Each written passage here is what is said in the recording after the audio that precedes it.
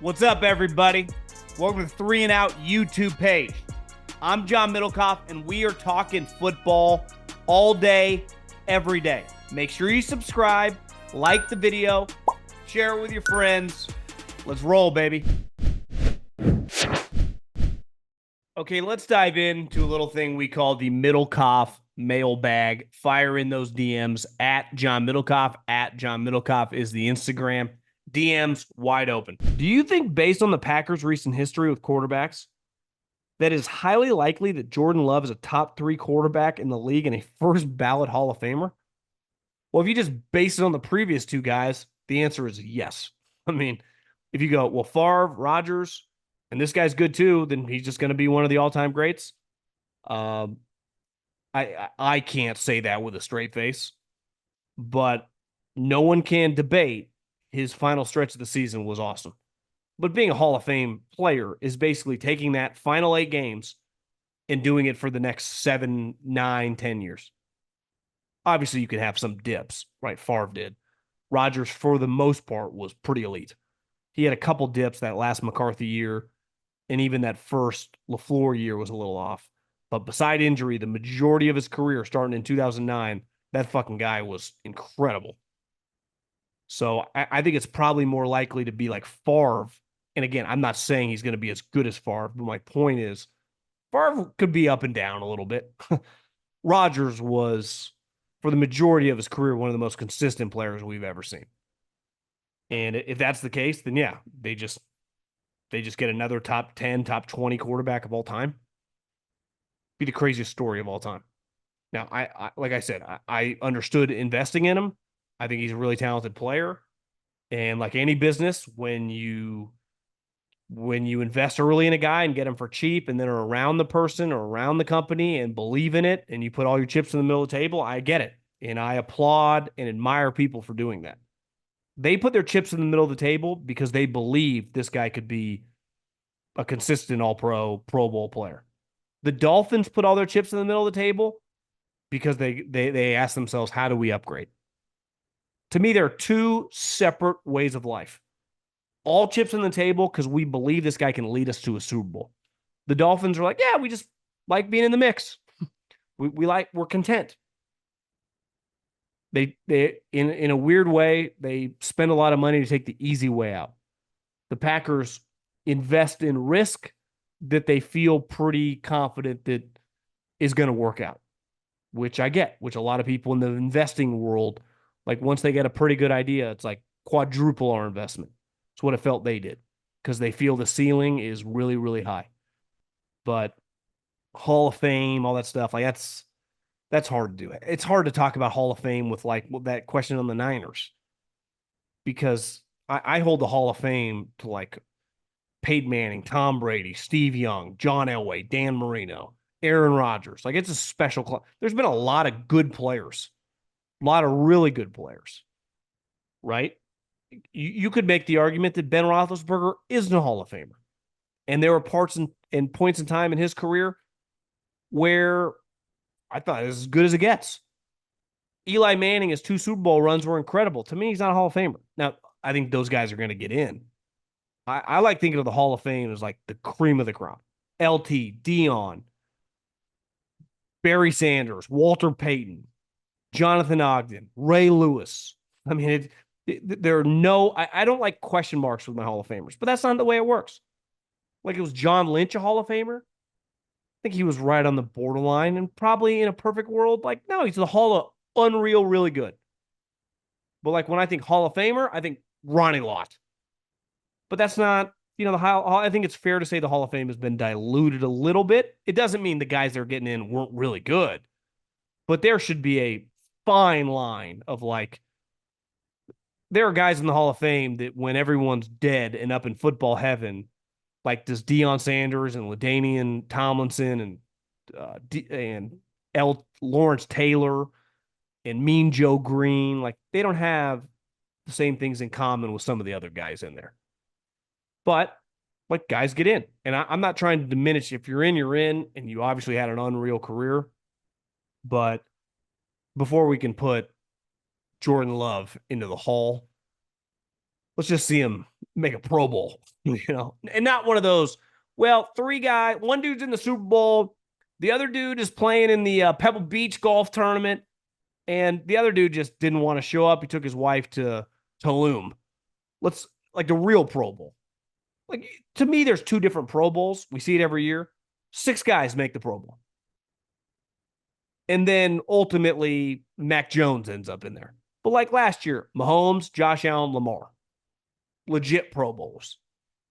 I think the NFC was Dak, Purdy, and Goff. Now, I don't know if all those guys even went or whatever, but obviously Purdy didn't. He was in the Super Bowl, and same with Mahomes. Josh Allen backed out. So all these other guys, I think Derek Carr ended up in the Pro Bowl last year. Like, no, he wasn't a true Pro Bowler. So to me, people try to act like the Pro Bowl doesn't matter. And I agree, like the event's stupid and everything now. But if you were a legit Pro Bowler, like Justin Jefferson or TJ Watt, like when the first team comes out before people drop out, that's a real honor. That's a real honor. Once you drop out and fake people get in, then it gets diluted. And I think on the Wikipedia, it doesn't discriminate between the two. It's like Derek Carr's made like 4 Pro Bowls. I think he's made legitimately like 1. And a lot of guys have backed out. I'm just using him as an example. But let's just see Jordan Love make a Pro Bowl. What are the Dolphins and the Jags thinking about paying Tua and Lawrence early? I get you get a discount, but if I'm an AFC team, there's no way I'm paying any quarterback not named Mahomes, Josh Allen, Lamar, or Herbert over $35 a year. You have no chance giving a borderline top 15 quarterback who needs elite talent around them 20% of your payroll. The Dolphins, but here's the big question. If you were the Dolphins and didn't pay Tua, then he has another year like last year. What can you really do moving forward? I guess you have to pay him what he wants because you can lose him for nothing. Well, my thing with Tua is, I hear you on Trevor. I just would have played it out another year. Like, I'll give you $200 million next year. Would I have to give him that much more? Like, let's just see you prove it out another year. With Tua, who am I bidding against? That to me is the question. Tua has 1 more year on his contract, or did, the 5th-year option. Who's sitting at me or sitting with me at the table wanting my player? You saw Christian Wilkins, right? Once they had to move some money around and hit free agency, a lot of teams were going to be interested in Christian Wilkins. The Giants, the Raiders, sure there were other teams that wanted Christian Wilkins. That was obvious. So if you wanted to keep him but let him hit free agency, there were going to be teams interested. The Giants with Saquon Barkley. It's like, we're going to let you hit the open market, give us the chance to match. Even if they didn't quite understand, they knew people were going to be interested in signing. Who's signing Tua for $150 million? Who? I just don't see who. But that's my thing with that. Is when you get Mahomes or Herbert, even Trevor Lawrence, like other people would want Trevor Lawrence. Other people would want Jordan Love. Other people would have wanted Jalen Hurts. Who right now wants Tua? It's a rhetorical question. I don't know. You could give me 5 teams and I could say, I don't know. Maybe Raiders. The EPL, English Premier League, has had recent discussions over potential games being played overseas in the U.S. I'm strongly opposed, as there are big rivalries that are found within the UK, such as Manchester United versus Liverpool. The reason I oppose overseas play is because what makes these games so interesting to watch is due to the history found within the city and stadiums that they are played at. These rivalries go back to the early 1900s, and very often times are played at the stadium in that whole span, barring the clubs moving to different city. For relevance to the National Football League, do you think there is a point where these games are played overseas, Germany, England, and now Brazil, will grow to an extent within a season that we really start losing the value of the rivalries found within the league? Games such as Steelers-Ravens, Bears-Packers, being played in a different country to draw in big crowds. I understand that currently the less popular teams have been getting these games, such as the Jags, Panthers, and Bucks. I was curious your thought on the extent of this. I'm torn because you always want to grow, but and clearly the NFL has put an emphasis on these international games, expanding, and now during the Brazil game. I think the NFL's great advantage to dominating, like relative to the other team sports in terms of ratings, relevance, the amount of people that watch, is they've owned America. You know, Ethan Sherwood Strauss, who's one of the best Substacks out there, writes a lot about the international influence on the NBA. Let's face it, the two best players currently in the NBA, Jokic, the best player, and Luka, Giannis. It's become a very international game, and it's lost a lot of popularity. And there's something to be said about rooting for Michael Jordan or Magic Johnson or Larry Bird or Shaq, or Kobe was technically an international baby, but he's an American. And football is our sport. It's not played anywhere else. It's our baby. And it dominates here for a reason. It feels very America, feels very patriotic. They're synonymous with the military. It's very easy to follow. And the expansion to Europe is something that I don't pretend to understand all the metrics that go behind it in terms of the value that it brings. It definitely adds a TV slot, you know, when it's on Sunday because it's at the 6:30 Pacific Standard Time window. The Brazil thing, I don't totally understand. I'm with you. If you told me they did zero international play, I don't think anyone would notice or anyone would care. Now, if you tell me one day they want to move to the UK and that's a big play, I would say, okay, I understand the big picture move here of doing a couple games there every year. But if that's not in play, which logistically obviously would be very difficult, because if you want to sign a player and he's living in LA and you want to, you know, bring him out to London, it can be a challenge. It can be long plane flights and time zones and everything else. But I'm with you. I would have no problem if everything was here, but that's clearly not the way businesses operate. Everyone is constantly trying to expand. I think about it with the podcast. How do we grow? How do we grow? How do we grow? It's always on my mind. Who can we have on the podcast? Working some back channels, get bigger guests. You know, you're always thinking. And I just think that comes naturally to anyone running a business, and that's what the NFL is doing, and that's what the EPL is doing. Because when you look at F1, for example, they were, I might be speaking out of turn a little bit. I don't follow the sport, but clearly the Netflix emergence in America was really big, created new fans. And what have they done? Come to Miami, come to Vegas. So they expanded. Now, it's not apples to apples, but you know what I'm saying. So Bears-Packers should be played in Chicago or Green Bay. Right? Eagles-Cowboys should not be an international game.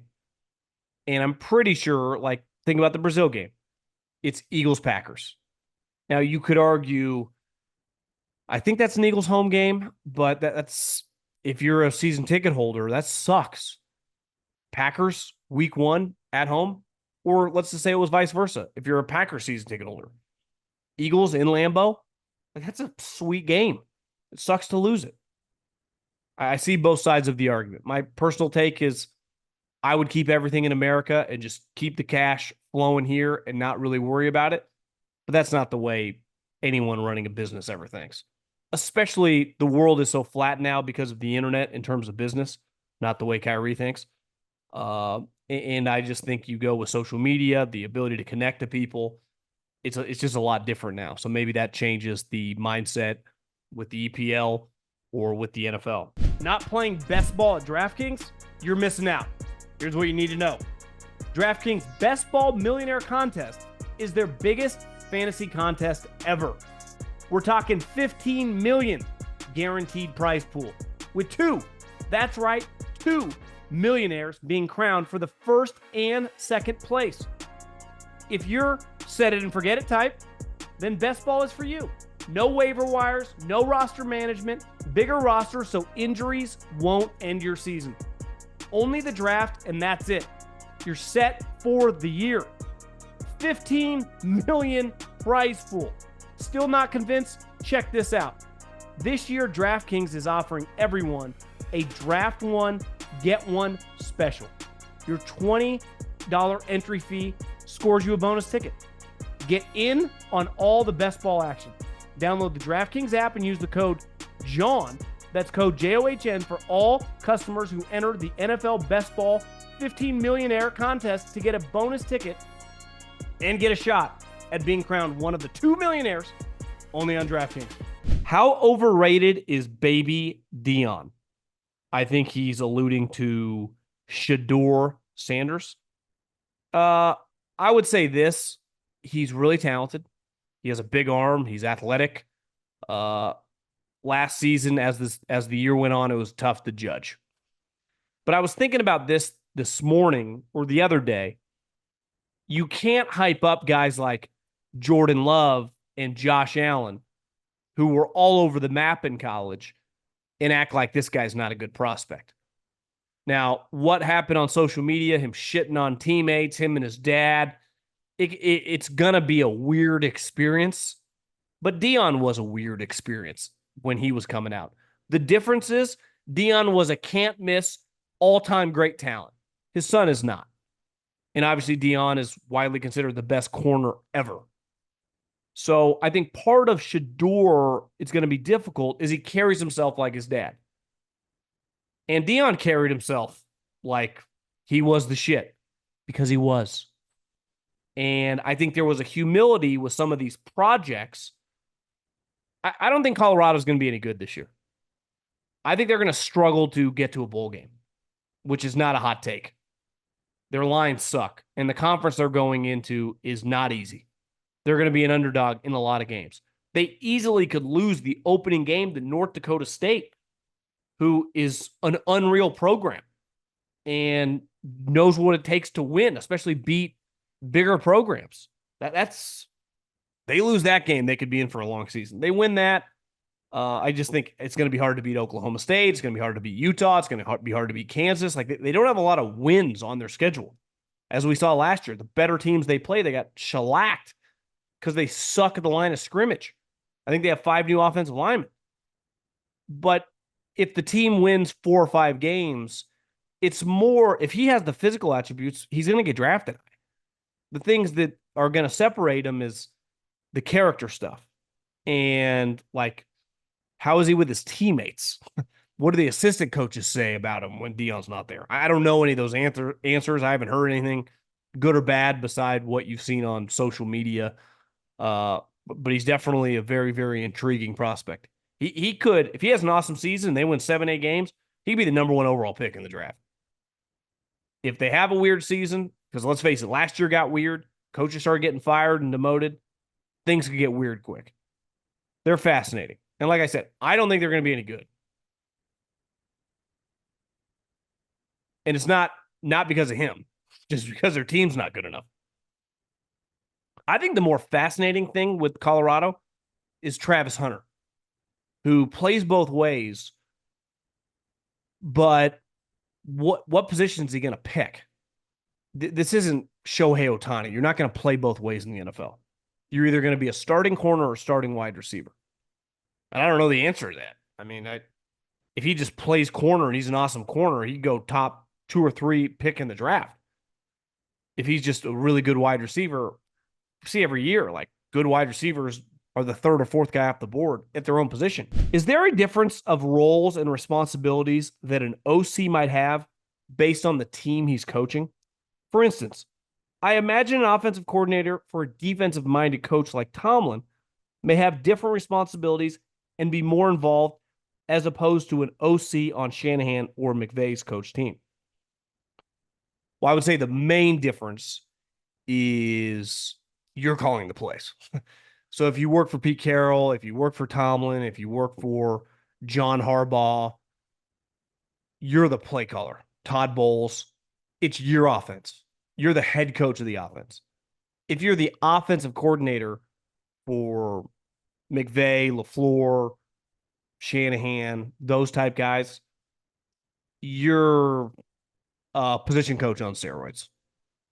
You're doing a lot of heavy lifting for the game plan, but you're not calling the plays. So it's a major difference. It's dramatic, I think, with the responsibility. Because let's just face it, if you have the responsibility of calling the plays or not calling the plays, that changes your entire week / Sunday dramatically. I have a couple nephews. There's a big difference of babysitting them and being their parent. And I think the equivalent of that is like when you're the play caller, all of it falls on you. That's why when the game ends, we go nuts on play callers because they're in control. No one ever goes, you know what? That run game coordinator's advice that no one knows about on Thursday sure was stupid. Or when things are good, they don't get any credit, right? Like, imagine if we knew, like, yeah, that O-line's coach's idea on changing the protection, sliding to the right instead of the left, really paid dividends this game. That's not how we talk. We go, what a great game by the play caller. What a genius call on 3rd and 4. Even though it might not even have been his idea, because it is pretty collaborative, but they get all the credit. Well, like the quarterback. Okay, he gets all the credit. Even though the right guard stoned Chris Jones on the 3rd down play, which led to a touchdown. Looking at the star-heavy 49ers roster, with another Super Bowl run, which players do you think are getting into the Hall of Fame and which others are close to it? You can include Coach Shanahan in the question. Ty from Mexico. I would say Trent Williams is a Hall of Famer right now. I would say that Fred Warner is building a Hall of Fame career. To me, George Kittle has a long way to go. Those guys would be the only one in the discussion. Christian McCaffrey, when healthy, is a Hall of Fame player. But to do, what he has to do to get in, Marshall Faulk, LaDainian Tomlinson, he's going to need 3 or 4 more huge years. But he's been pretty special. I would say that would be the group. And Nick Bosa has a long way to go. But he's a Hall of Fame talent. So I would say Trent Williams in the Hall of Fame. Guys building a resume, Fred Warner would be one. Let's just pull up Fred Warner. He's only 27. He's a 3-time first-team All-Pro. So if he has 3 more seasons at this level and he's a 6-time first-team All-Pro, Patrick Willis got in. Now, I think peak Patrick Willis is better than Fred Warner, but you go to 3 Super Bowls, you get a bunch of All-Pros, maybe you make a big play, pick off in the Super Bowl, that's how you get in. To me, McCaffrey, like a lot of skilled guys, Hall of Fame talent, but being a Hall of Famer, to me, is doing it over a long period of time. And if he can have 4 more years like he just had, then he'd have a pretty good argument. But we see a lot of guys get derailed. Like Luke Kuechly was a Hall of Fame guy immediately. It was like, God, look how good this guy is. But you look at his resume, he didn't do it for that long. So, like, is he going to get in? I don't have his Wikipedia up, but I think his career was cut so short. For as well as the Steelers appear to have drafted, is it as fair to view this offseason as disappointing, considering they seem to have failed at upgrading the receiver room? Pickens is very good, but I hesitate to view him as the true number 1 until he produces more. Love the pod. Thanks for the content.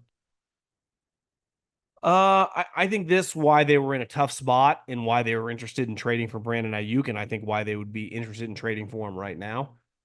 But I think what they would say organizationally is we have historically found guys that you never would consider good who become good a year or 2 into their career that we draft in the 4th round, draft in the 6th round. I have to pull up their roster, but I think if any team deserves the benefit of the doubt with that unit, it has to be the Pittsburgh Steelers. Like after a while, it's like, Belichick, are we sure you have any clue what you're doing when it comes to wide receivers in the draft? It was a very, very fair argument to make against him.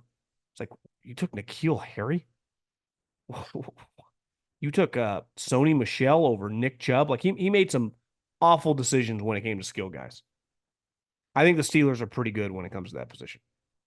I think they're the best and definitely have been over a multiple decade stretch. And maybe it's Tomlin, maybe it's his influence, maybe it's the Rooney organ. I don't know. I don't know what their secret sauce is, but they do have a secret sauce. I think you guys are good enough at the skill guys if you get good quarterback play. But if your quarterback play is average, that means your defense is going to have to be a lot better than last year. You're going to need guys to stay healthy. Obviously, TJ's a star, Minka's a star. Cam is a really good player. He got hurt last year, missed a bunch of time. The Najee Harris contract situation, I don't blame them. I wouldn't have given him a contract extension either. Little Warren's a dynamic little guy. Tight end's a good player. So, like, you have enough talent if your quarterback play is solid to win 10 games. But if it's up and down, you'll be right in that, like, 8 wins going into the last game of the season and need 2 other teams to lose to get into the playoffs. Like, that's feels like it's been the story of the Steelers over the last 4 or 5 years. Beside the 1 year when you were really good and then the Browns beat your ass in the playoffs. Granted, kind of a Fugazi season with no fans, but still, that was a bad loss. I think we all agree.